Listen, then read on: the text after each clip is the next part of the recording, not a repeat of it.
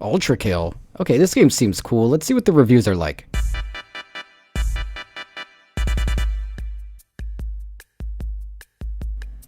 A lot like Animal Crossing, it really helps me calm down after a long day of work. Better than porn. Better than Roblox. Better than sex. I've never had sex. This game is better than sex. Don't go through the P door, it will ruin your life. Found the sex mod. I jerked off to the robot. It's like Doom and Bulletstorm had hate sex on God's couch. It's meth. Literally sex too. One of the games ever.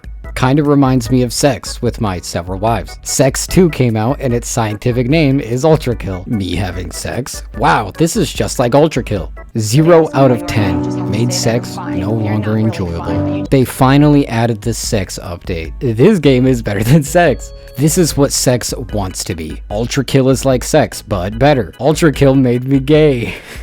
I ultra shitted. This is so stupid.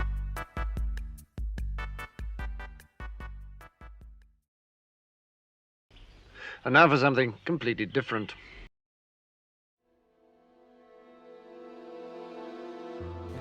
In 2023, it's no surprise that FPS games are the biggest and most demanded genre of modern video games. Ever since Marathon, Doom, and Wolfenstein, you know the classics, the masses have been completely obsessed. Even more so, the last few generations were dominated by the Call of Duties, Battlefield, and Halos, as they came coupled with stellar multiplayer modes that reigned king on the previous generation of consoles. We seldom have those jaw-dropping single-player first-person shooter game experiences anymore. Well, kinda, I lied. BioShock and Doom led the single-player front last couple of generations, doing so many new and incredible things, like infusing story directly into gameplay or honing in on incredible combat experiences, while games like the sequels to the Halo and Modern Warfare games were creating these more story-focused, less arcadey style of campaigns alongside their killer multiplayer. Rarely do we ever talk about the campaigns unless they are bad or there simply isn't one, as the focus has shifted to live service. I'm sure you are all more than well acquainted with Fortnite, Apex, Warzone, and Overwatch, etc. The campaigns from what feels like lost years had us coming back year after year. The COD Trilogy games and the Halo Trilogy games had an iron grip on everyone for a damn good reason. Now, however, it's the live service games. You know, the bunch mentioned before. These live service games are now the ones holding the iron grip on the shooter market and making enough money to make your little baby head spin. So much money, in fact, that some AAA companies really said that single-player games aren't what gamers want anymore, and obviously, that couldn't be further from the truth.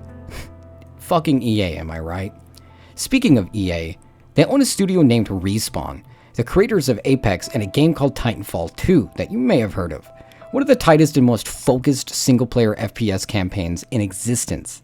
Now, Titanfall 2 may not be the topic of this video, but its campaign structure is so absolutely incredible, I very much have to mention it.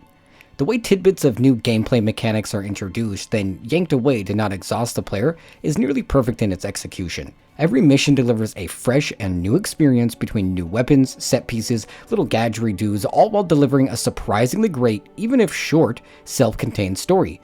This is without a doubt a near-perfect single-player FPS game. The only complaint most people have about Titanfall 2, and one that I share as well, is that the campaign is too short and we all wish it got a sequel.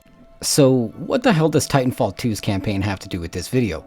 Well, its single-player experience, as stated above, lends itself to the idea of iteration, and there's another game that is praised for its stellar campaign, but not often its iteration, and that's Doom Eternal. Doom Eternal is not a secret, definitely not an underground game by any means, and it most certainly isn't some underappreciated gem you haven't played. Most people have either played or at least heard of Doom in some capacity since the explosive hit reboot in 2016. The presentation of Doom is next to, say, a few RPGs and other blockbuster AAA titles like itself. The music and sound design has earned a legendary reputation of its own caliber, alongside exquisite animation and a simple, clean storyline that's quick to shuffle players from one engagement to another engagement without too much distraction. As they add and iterate on their own additions to the gameplay loop level by level, they lend themselves to evolving the playfield and combat experiences over the course of the campaign. Much like Titanfall 2, there is iteration and evolution from level to level with either new enemies, new hazards, abilities, or gadgets and weapons. Few games are able to lean into this design philosophy while also creating a tight gameplay experience on all fronts. Taking the idea of iteration and running to the end zone with it to score big is one thing, but to intercept and run it back 120 yards is another. Let me introduce you to the hit indie, the new king of boomer shooters, the Hakita made, New Blood published, the incredibly well-crafted, open-ended insanity of the depth and complexion of the combat, and none other than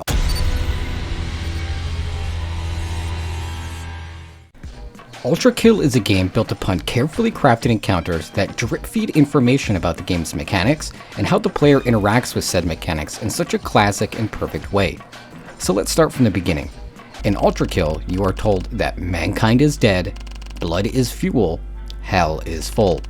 The tutorial teaches you the basics of mechanics in this game, and you damn well do your best to remember them or you'll be learning the hard way.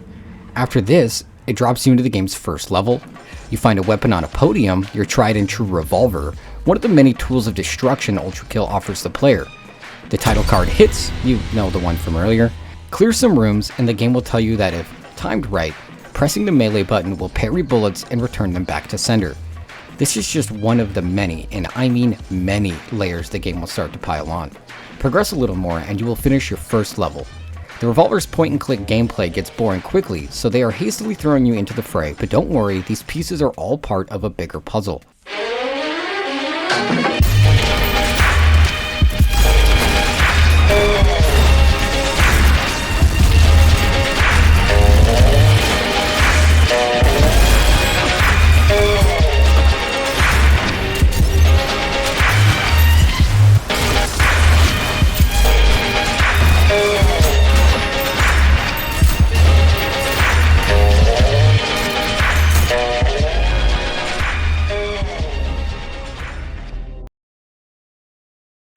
Unlike a lot of games with a style meter, Ultrakill directly dick measures how much murder you are outputting by how high your multiplier and score is.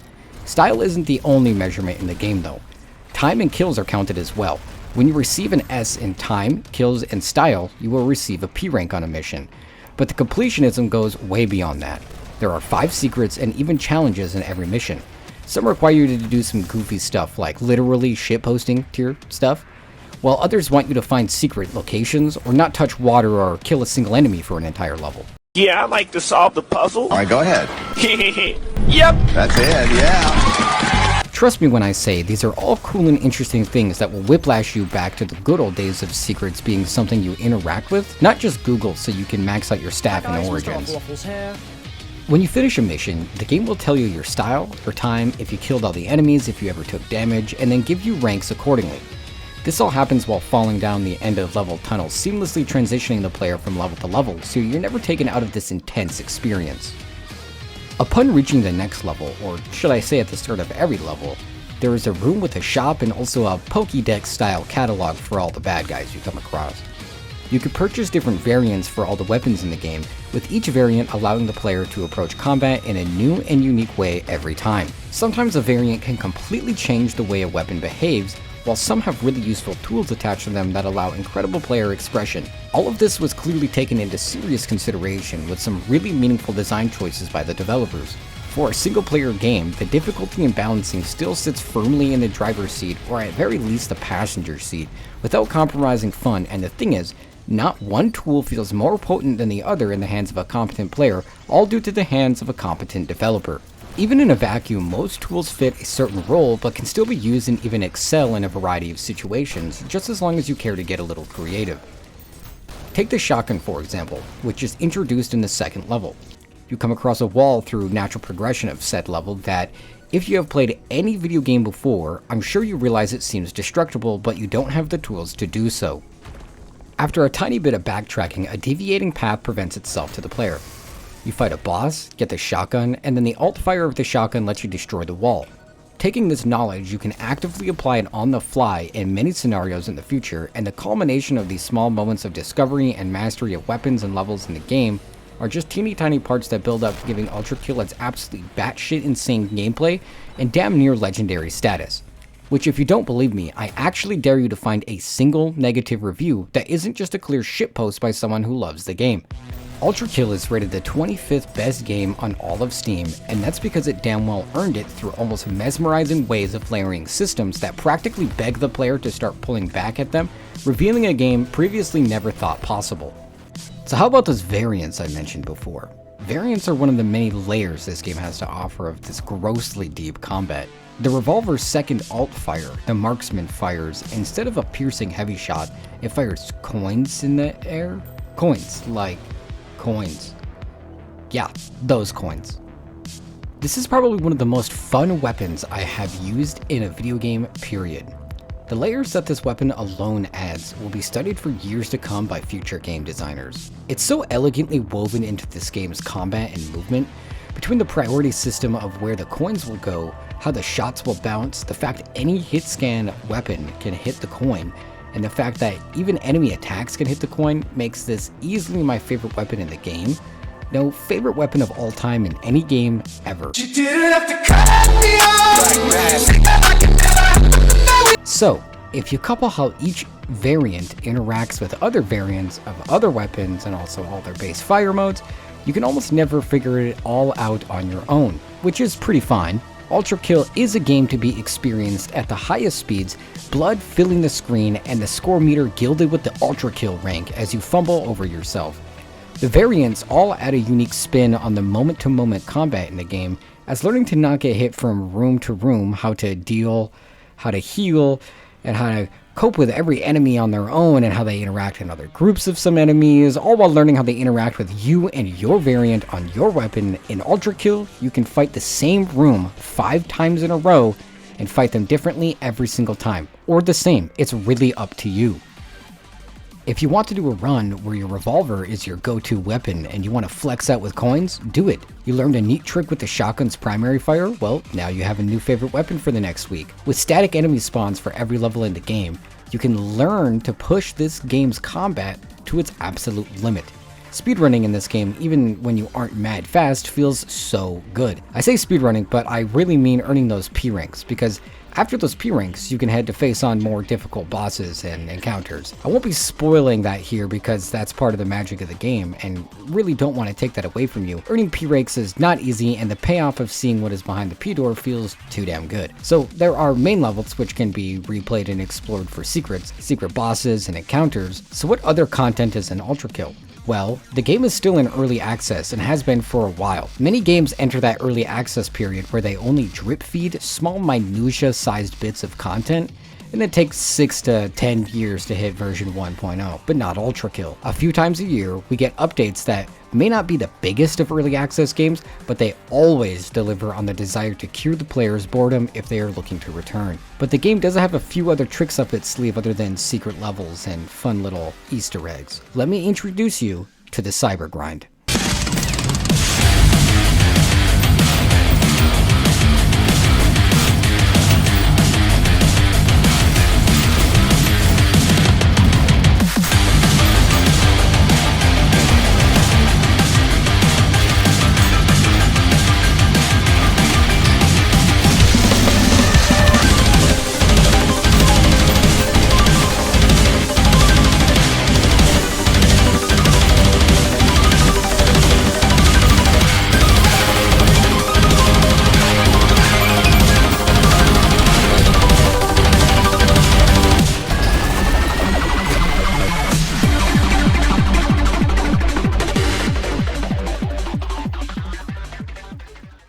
Oh my god, bro. Oh, hell no, man. What the fuck?